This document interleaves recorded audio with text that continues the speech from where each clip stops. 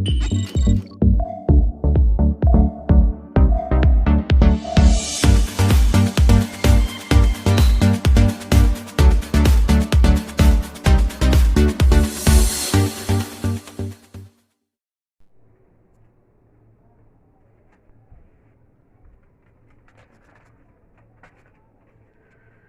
Afternoon.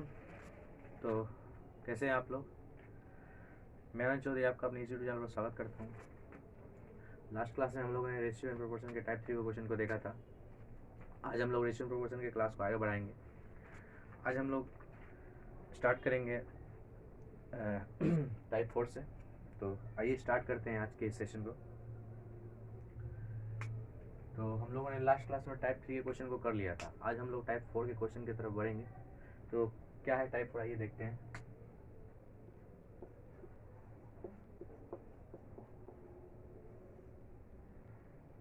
Type 4 में basically हम लोग दो पार्ट को पढ़ेंगे। एक होगा हम लोग का रेसिप्रोकल रेशियो, एक होगा हम लोगों का कंपाउंडेड रेशियो। इसका हिंदी होगा विलोमानुपात, इसका हिंदी होगा मिश्रित अनुपात। तो क्या होता है रेसिप्रोकल रेशियो और कंपाउंडेड रेशियो? देखिए,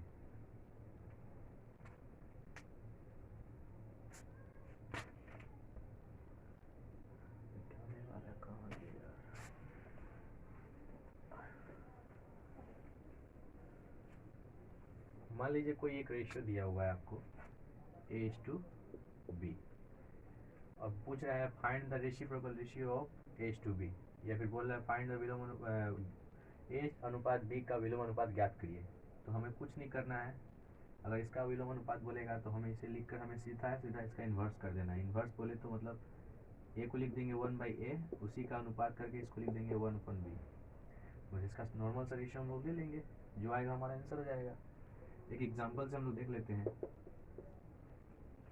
मान लीजिए हमें बोला गया है 5:3 का विलोम अनुपात ज्ञात कीजिए। तो हम क्या करेंगे, 1/5 को नीचे लिख देंगे इस तरह से, और 3 को भी लिख देंगे 1/3 इस तरह से। अब इसका हमें जो करना है हम कर देंगे। इसका एलसीएम ले लेंगे हम। क्या है एलसीएम इसका? 5 और 3 का एलसीएम क्या होगा? 15। तो इससे 15 से हम गुना कर देंगे। तो 15 से जब इसमें गुना करेंगे तो क्या होगा? देखिए, जब 15 इससे गुना होगा तो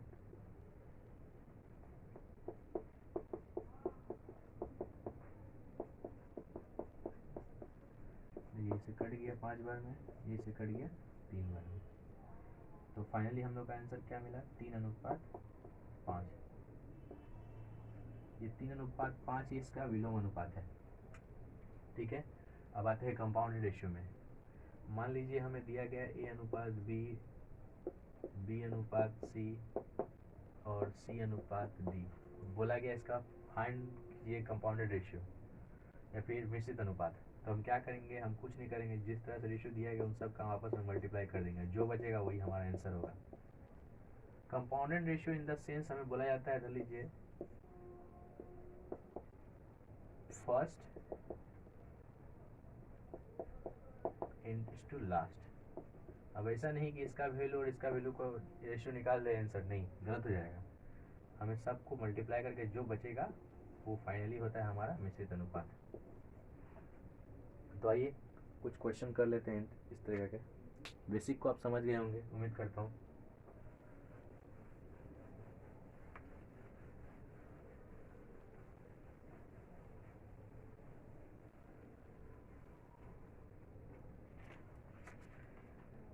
आपके स्क्रीन पे क्वेश्चन आ रहा होगा, बोला है if A:B is equal to 3:4, B:C is equal to 2:3 and C:D बराबर 9:4, फाइंड A:D। देखिए यहाँ पे बोला नहीं है कि मिश्रित अनुपात यहाँ, लेकिन यहाँ पे आपको बोल दिया है A:D। इसका डायरेक्ट सेंस होता है मिश्रित अनुपात ही बोलना चाहता है वो। तो जो वैल्यू दिया गया हम लोग उसे चुपचाप वापस क्या करेंगे? देखिए हमें ये दिया गया है,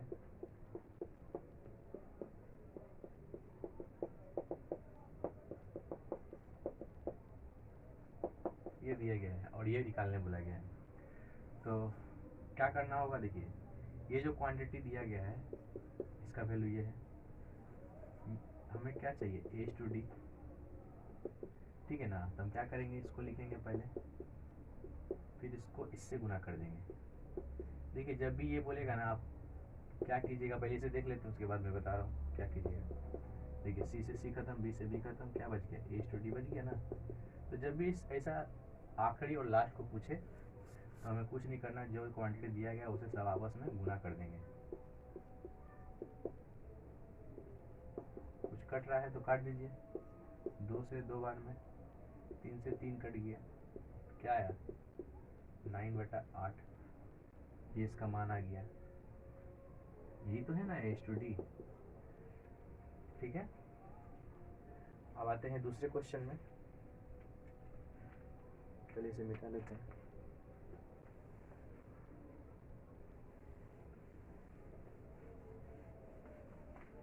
दूसरा क्वेश्चन आपके स्क्रीन पे आ रहा होगा, बोल रहा है इफ A/B बराबर 2:3, B/C बराबर 1:2 एंड C/D बराबर 3:4, फाइंड A/D। यहाँ पे भी हमें वही काम करना है। देखिए हमें क्या दिया गया है, A अनुपात बराबर है 2:3 के, B/C बराबर है 1:2 के, और C/D बराबर है 3:4 के। तो बोला गया है A/D का मान क्या होगा। देखिए यहाँ पे कंपाउंडेड रेशियो नहीं बोला है, लेकिन है वही, ठीक है ना। तो A/D बोला है, तो हम A/D निकालने का सीधा से जानते हैं, जो जो दिया गया उसे आपस में क्या कर देंगे, गुना। लेकिन ध्यान रखिएगा, देखिए A/B है, फिर उसी के साथ साथ स्टार्ट होगा BC, जहाँ पे ख़त्म फिर वहीं से स्टार्ट, ये होना ज़रूरी है। अगर क्वेश्चन एग्जाम में इस तरीक़ा से दे दे C/B और आप इसे गुना कर दीजिएगा तो आपका आंसर भूल आ जाएगा। सो बी केयरफुल, आप क्या कीजिएगा, देख लीजिएगा, जहाँ पे ख़त्म वहीं से स्टार्ट, जहाँ पे ख़त्म वहीं से स्टार्ट। और अगर उल्टा दे भी देता है तो आप वैल्यू को उल्टा करके मल्टीप्लाई कर दीजिएगा, सिंपल। तो यहाँ पे B/C दिया हुआ, देखिए AB, BC और CD, देखिए लाइन बाय लाइन दिया गया है। तो कुछ कट रहा है तो काट दीजिए, देखिए 2 से 2 खत्म, 3 से 3 खत्म, क्या बचा 1/4, और यही हमारा आंसर है। रेसिप्रोकल क्वेश्चन आप समझ गए हैं ना, रेसिप्रोकल में क्या करना है। धर लीजिए, मान लीजिए A/B दिया गया है, तो उसमें हम लोग जो कोई वैल्यू दिएगा इसका रेसिप्रोकल निकाल देंगे। आइए एक क्वेश्चन कर ही लेते हैं उसमें।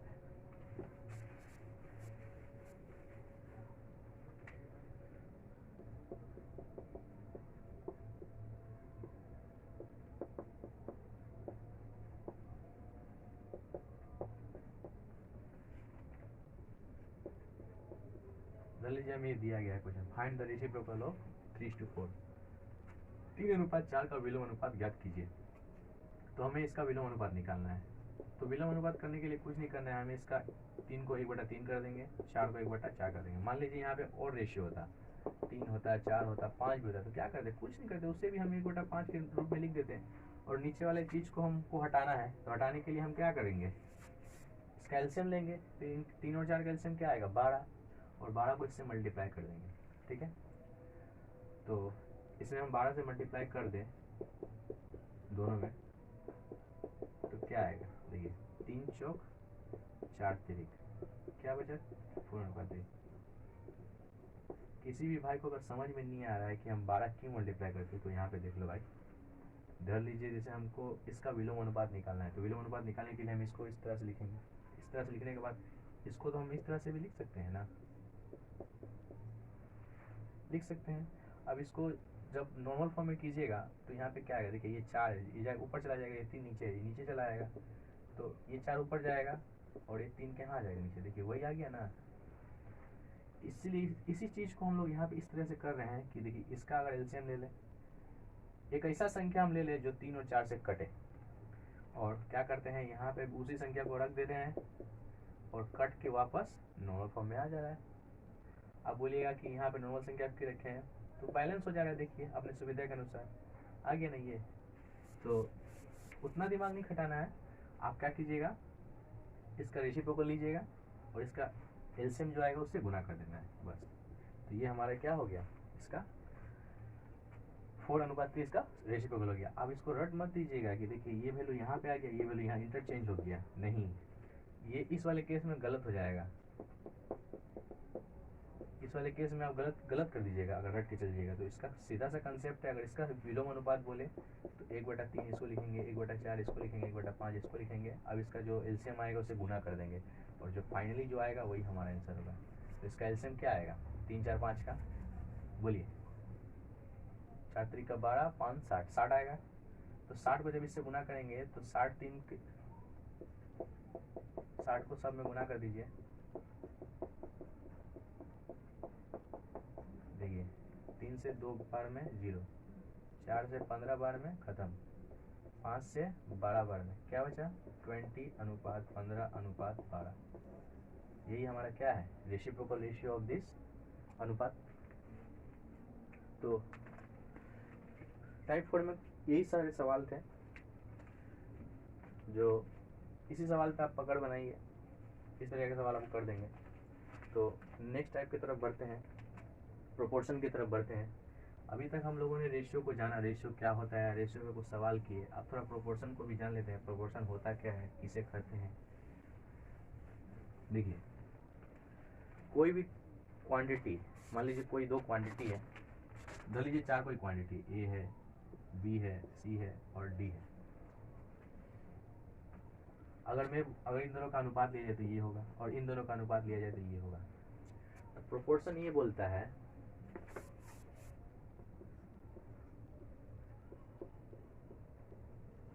ये रेशियो एंड प्रोपोर्शन का ही पार्ट है भाई, ठीक है ना। तो मान लीजिए ये दो 4 कोई संख्या है, इन दोनों का अनुपात हम ले लिए, इन दोनों का अनुपात ले लिए। तो प्रोपोर्शन बोलता है जब भी कोई दो अनुपात आपस में इक्वल हो तो वो आपस में क्या होंगे, प्रोपोर्शन होंगे। तो प्रोपोर्शन को हम इस तरीका से भी दिखा सकते हैं या फिर इस तरीका से भी दिखा सकते हैं। तो ये अगर दोनों आपस में प्रोपोर्शन हुए तो इन दोनों को हम आपस में बराबर लिख सकते हैं। इसे हम लोग इस तरीका से भी लिख सकते हैं,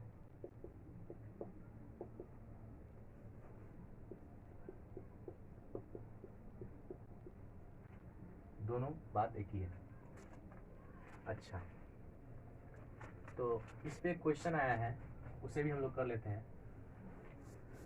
देखिए इसे हम ऐसे लिख सकते हैं, इसका मतलब बराबर होता है और इसका मतलब क्या होता है, इसे ऐसे लिख सकते हैं। तो इसको सॉल्व कीजिए, क्या होगा ए गुना डी, इसको इससे गुना करेंगे बी गुना सी। ये क्या है, ये देखिए फर्स्ट है, ये क्या है सेकंड है, ये क्या है थर्ड है, ये क्या है फोर्थ है। तो या तो बाय डिफॉल्ट आप इसे याद कर लीजिए या फिर जब ऐसा क्वेश्चन आए तो उसे आप हर ऑप्शन को आपको एलिमिनेट करके देखना होगा। अगर आप इसको डायरेक्ट मेमोराइज कर लेते हैं, जैसे यहाँ पे क्या है फर्स्ट इंटू लास्ट बराबर सेकेंड इंटू थर्ड, पहला गुना आखिरी और जो बच गया उन दोनों का गुणनफल। इस पे क्वेश्चन क्या आया है, देखिए आपकी स्क्रीन पे एक आ रहा होगा, which one of the following represents A correct proportion, निम्नलिखित में से कौन सा समानुपात सही है। तो ये क्वेश्चन वही भाई कर पाएंगे जिसे ये पता है, या फिर वो डायरेक्ट ऑप्शन को एलिमिनेट कर सकते हैं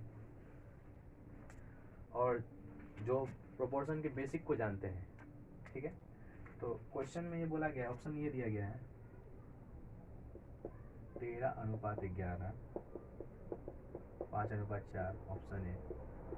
ऑप्शन बी दिया गया 12:9 बराबर 16:12। सी दिया गया है 30:45 13:24। NOT है, नन ऑफ द एबव, इसका मतलब नन ऑफ द एबव। तो जो भी भाई प्रोपोर्शन जानते हैं वो क्या करेंगे, बोला गया इनमें से कौन सा प्रोपोर्शन सही है।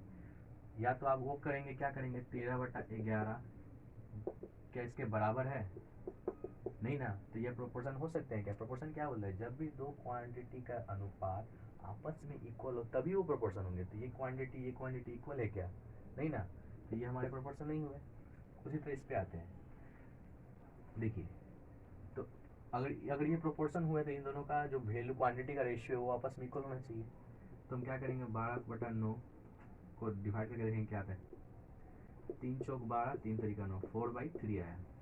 उसी तरह हम इसको भी डिवाइड करके देख लेंगे 16 और 12 को। देखिए 4 चौक 16, 4 तरीके 12। हाँ देखिए 4/3 बाई 4/3 ये आपस में क्या हो गया, देखिए दो क्वांटिटी आपस में equal, that means they are proportionate.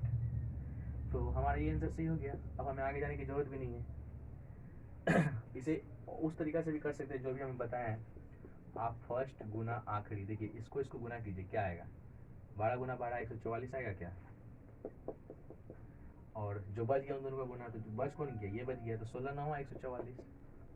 आप इसको ऐसे भी कर सकते हैं। इक्वल का मतलब ये प्रोपोर्शनेट। ठीक है, तो उम्मीद करता हूँ आपको ये क्वेश्चन समझ में आया होगा। बढ़ते हैं नेक्स्ट क्वेश्चन की तरफ।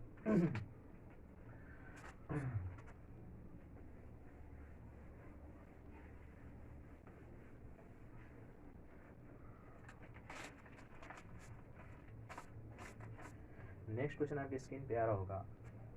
अच्छा, नेक्स्ट क्वेश्चन जाने से पहले आपको एक चीज़ समझा देता हूँ। मान लीजिए ए है, बी है, सी है और डी है। हमें बोला गया है इसका मीन प्रोपोर्शन ज्ञात कीजिए।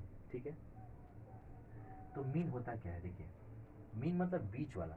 तो इन दोनों के बीच में कौन है, देखिए ये, तो बी और सी क्या है, मीन माध्यिका है, मध्य अनुपात है, मध्य अनुपात, मीन प्रोपोर्शन ऑफ 4:9। ठीक है, मीन प्रोपोर्शन है बी सी। हाँ ठीक, देखिए तो हमें कभी भी बोले find the mean proportion of, 4 संख्या दे दे उनका, तो उनके जो बीच में होता है वो क्या होता है, मध्य होता है, मध्य अनुपात, समानुपात। इस पे क्वेश्चन कैसे आता है, देखिए और अगर इसी पे अगर हमें बोले कि इसका फोर्थ प्रोपोर्शन क्या होगा, तो देखिए यहाँ पे चौथा कौन है, ये है, तो D is the fourth proportion of B, A, B and C. उसी तरह अगर थर्ड प्रोपोर्शन बोले तो C is the third proportion of. ठीक है, अच्छा तो आते हैं क्वेश्चन की तरफ। क्वेश्चन पूछा गया है find the mean proportion of 4:9, मध्य अनुपात समानुपात ज्ञात करें 4:9 का। ठीक है, तो हमें इसका मध्य अनुपात ज्ञात करना है। तो अभी आप बोलिएगा हम तो आपको 4 क्वांटिटी को दिखाएं। ठीक है, तो यहाँ तो 2 ही क्वांटिटी दिया हुआ है, तो इसका मध्य अनुपात कैसे निकलेगा। अब मध्य अनुपात के लिए बीच में 4 होना चाहिए, जिसमें हम 2 बताएं। ठीक है ना, तो देखिए एक होता है continue proportion, sorry continue ratio, मतलब धर लीजिए ए है, बी है, देखिए बी पे खत्म हुआ तो बी से स्टार्ट हुआ, बी पे खत्म हुआ बी से स्टार्ट हुआ, सी पे खत्म हुआ सी से स्टार्ट हुआ, सी से डी पे खत्म हुआ डी से स्टार्ट हुआ, उसी तरह चलता जाएगा। इसे बोलते हैं हम लोग कंटिन्यूड रेशियो, जो आपस में इक्वल होते हुए आगे बढ़ते जाएंगे। ठीक है ना, इसे हम लोग बोलते हैं कंटिन्यू रेशियो। तो इसे जब भी ऐसा बोले फाइंड मतलब मध्य अनुपात ज्ञात करिए, मध्य समानुपात ज्ञात कीजिए, तो हमें क्या करना होता है, देखिए मध्य समानुपात के लिए हम क्या करेंगे, देखिए 4 है। अभी हमने बोला था कि मध्य समानुपात क्या होता है, उनके बीच के 2 वैल्यू, तो मान ली ये और ये ये उसका मध्य समानुपात वैल्यू है। तो हम इसे लिखे सॉल्व कैसे करेंगे, देखिए 4 है, 4/x और यही जिस पे खत्म उसी से स्टार्ट। जब भी ऐसा दिया हो तो हम क्या करेंगे, इसको इससे गुना कर देंगे, x², इसको इससे गुना कर देंगे, 4 गुना 9, स्क्वायर को भाई कर देंगे तो क्या आएगा, 4 गुना 9, कुछ बाहर आएगा, देखिए 2 आएगा, इससे 3 आएगा, क्या आएगा, तो चॉइस का क्या है, मीन मध्य समानुपात का वैल्यू है। ठीक है ना, इसी चीज़ को हम लोग रट लेते हैं या फिर बोल लीजिए याद कर लेते हैं कि जब भी किसी का मीन प्रोपोर्शन बोलेगा तो हम क्या करेंगे, सॉरी यहाँ पे अनुपात नहीं होगा, 4,9 होगा। अनुपात देगा तो उसका मीन प्रोपोर्शन कैसे निकलेगा। ठीक है, तो मान लीजिए कभी भी ऐसा दिया होता है तो क्या करते हैं हम लोग, चुपचाप इसका स्क्वायर रूट ले लेते हैं डायरेक्ट। ठीक है, कुछ जगह ठीक है, लेकिन एक क्वेश्चन आया है एसएससी के एग्जाम में, क्वेश्चन आया है वहाँ पे डायरेक्ट बोला गया है find the 2 mean proportion of, देखिए क्वेश्चन आपकी स्क्रीन पे आ रहा होगा, तो ये वाला क्वेश्चन आपको तो समझ में आ गया ना, नहीं आया तो अभी बार भविष्य में पीछे जाके देख लीजिएगा, मतलब वीडियो के पीछे जाके देख लीजिएगा, भविष्य बोल रहे हैं, पास्ट में जाके देख लीजिएगा। क्वेश्चन बोला है find the two mean proportion between 2 and 54। तो यहाँ पे बोला गया है 2 और 54 का दो माध्य समानुपात ज्ञात करने के लिए। तो कुछ भाई लोग तो ये हो गए कि मतलब दो बोल दिया, हम लोग तो सीधा जानते हैं 2 गुना 54 करने और उसका स्क्वायर रूट लेना है। तो जिस भाई को ये कंसेप्ट पता है कि मध्य समानुपात होता क्या है, यही तो होता है ना मध्य समानुपात of what, A and D. तो इसके ऑप्शन दिए गए थे, ऑप्शन कहाँ गया, ऑप्शन नहीं लिखे हैं, कोई बात नहीं। तो इसका दो मध्य समानुपात ज्ञात करने बोला गया है। तो हम क्या करेंगे, देखिए ये दिया गया है, इसका मध्य समानुपात एक मान लेते हैं हम, एक ए है और दूसरा मान लेते हैं एक बी है और लास्ट जो बच गया है, यही ना है भाई। मान लिया इसका मध्य समानुपात जो है वो ये है, ठीक है। और तो कुछ करना नहीं है, इसको इसी चीज को हम लोग इस तरह से लिख रहे हैं, ठीक है। तो इसको गुना कर दीजिए, ए गुना बी, इसको गुना कर दिए 2 गुना 54, तो क्या आएगा 4 दूना 8, 5 दूना 10, 108। तो हम लोग ऑप्शंस को चेक कर लेंगे, जहाँ पर भी दो मध्य समानुपात का जो वैल्यू दिया होगा वहाँ पे अगर 108 आना चाहिए, जिसमें आ गया वही हमारा आंसर, जिसमें नहीं है वो हमारा आंसर नहीं है, ठीक है। तो इस क्वेश्चन का मेन कंसेप्ट यही था कि मध्य समानुपात क्या होता है, ये होता है, ठीक है। और जहाँ पे भी दो ना बोले, सिर्फ मध्य समानुपात बोले, तो वहाँ पे हम यहाँ पे क्या करते हैं, कंटिन्यूड प्रोपोर्शन के थ्रू हम लोग चले जाते हैं, कंटिन्यूड रेशियो के थ्रू चले जाते हैं, ठीक है। यहाँ पे दो मध्य समानुपात बोला गया था, that's why we have taken A और बी, इंग्लिश ए और बी, ठीक है। उतना इंग्लिश नहीं आता है भाई, माफ कीजिएगा, ठीक है। तो उम्मीद करता हूँ आपको ये क्वेश्चन समझ में आया होगा कि दो मीन प्रोपोर्शन अगर बोले तो क्या होता है, और ओनली मीन प्रोपोर्शन बोले यानी मध्य समानुपात बोले तो क्या होता है। तो बढ़ते हैं नेक्स्ट क्वेश्चन की तरफ। कंसेप्ट को क्लियर रखते चलिएगा, कंसेप्ट को क्लियर रखिएगा दोस्त। अगर कंसेप्ट क्लियर रहेगा तो आप जो क्वेश्चन नहीं भी बन रहा है उसे आप बेसिक से बना के चले आएंगे। तो आते हैं नेक्स्ट क्वेश्चन की तरफ। बोला है find the mean proportion of 1.21 and 0.09। इसका और इसका मीन प्रोपोर्शन बोला है। देखिए मीन प्रोपोर्शन बोला है, यहाँ पे दो मीन प्रोपोर्शन नहीं बोला है, तो हम लोग क्या जानते हैं, इसका चुपचाप वापस से स्क्वायर रूट ले लीजिए, ठीक है। जब हम सिंप्लीफिकेशन आपको बताएंगे तो वहाँ पे हम एक ट्रिक बताएंगे आपको। देखिए अभी आप इस 0 को भूल जाइए, ये किसी का स्क्वायर है क्या 121, तो हाँ देखिए 121 जो है वो 11 का स्क्वायर है। 9 किसी का स्क्वायर है क्या, देखिए 9 जो है वो 3 का स्क्वायर है। तो 121 किसका स्क्वायर 11 का, तो आप क्या कीजिए, स्क्वायर रूट से 11 निकलेगा। ये किसका स्क्वायर है 3 का है, तो आप चुपचाप 3 लिख लीजिए, बीच में गुना है वो भी गुना आएगा।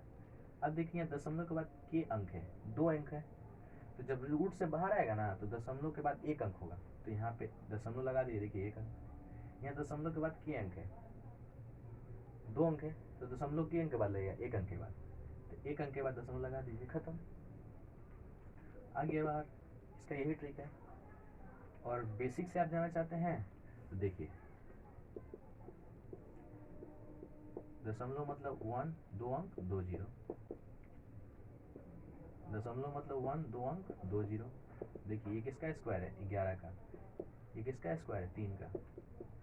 देखिए 2 जोड़ा लगा है, हम लोग जानते हैं स्क्वायर रूट में 2 जोड़ा हो तो 1 बाहर आ जाता है, तो यहाँ 2 है 200 है तो 100 बाहर आ गया, और 11 3 33 और 0 के यहाँ बैठा दीजिए 0.33, तो हमारा आंसर क्या आ गया 0.33। तो उम्मीद करता हूँ आपको ये भी क्वेश्चन समझ में आया होगा। बढ़ते हैं आप हमारे नेक्स्ट क्वेश्चन की तरफ।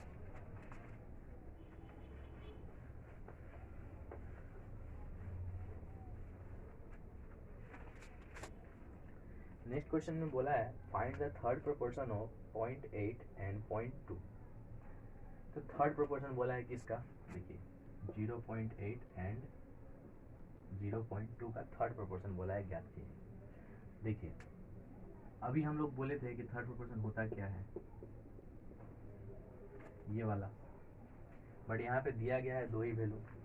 जब भी दो दे तो हम कुछ नहीं करेंगे, क्या करेंगे 0.8 लिखेंगे, उसके बाद जो हम दिया उसको यहाँ लिख देंगे और उसी जहाँ पे ख़त्म होगा वहीं से स्टार्ट लिख देंगे। तो देखिए 1 और 2, ठीक है, और उसके बाद जो बोला है थर्ड, तो थर्ड को हम मान लिए x।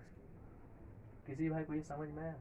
एक बार फिर से बोल देते हैं। देखिए जब भी थर्ड प्रोपोर्शन दे और दो वैल्यू दे, यहाँ पे तो 4 का कंडीशन है ना, लेकिन दिया गया है 2, तो हम इसे कंटिन्यू रेशियो से बनाएंगे। कंटिन्यू रेशियो का मतलब जहाँ पे खत्म वहीं से स्टार्ट। अब खुद देखिए यहाँ पे एक वैल्यू है और दो वैल्यू है, थर्ड इसको हम x मान लिए, तो हो गया ना हमारा थर्ड प्रोपोर्शन। तो हमें इसी का मान ज्ञात करना है। अगर आपको उतना भी नहीं समझ में आया तो अब अगर आपको थर्ड प्रोपोर्शन बोला जाए, आप क्या कीजिए 0.8 लिखिए, उसके डिवाइड में ये लिखिए, जहाँ पे ख़त्म फिर उसको वहीं पे लिख दीजिए और उसके बाद एक x लगा दीजिए।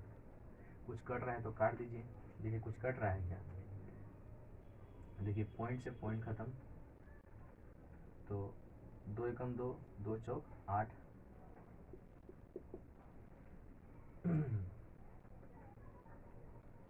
x उधर गया 0.2/4। यहाँ पे कुछ कट रहा है क्या, देखिए दशमलव है, दशमलव मतलब 1, एक अंक 1 0 और 4 तो था ही आगे से, 2 एकम 2, 1/20 जो है हमारा इसका थर्ड प्रोपोर्शन आया। ठीक है,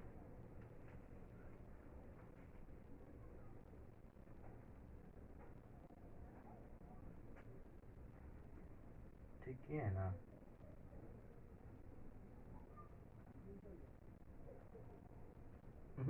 भूल गया, देखिए थर्ड प्रोपोर्शन निकालने बोला है, ये खत्म हुआ वहीं पे लिख दिए और उसके बाद जो बोला गया उसे हम यहाँ पे x मान लिए। पॉइंट से पॉइंट खत्म, 2 कम 4, यहाँ पे 4 है और ये x है।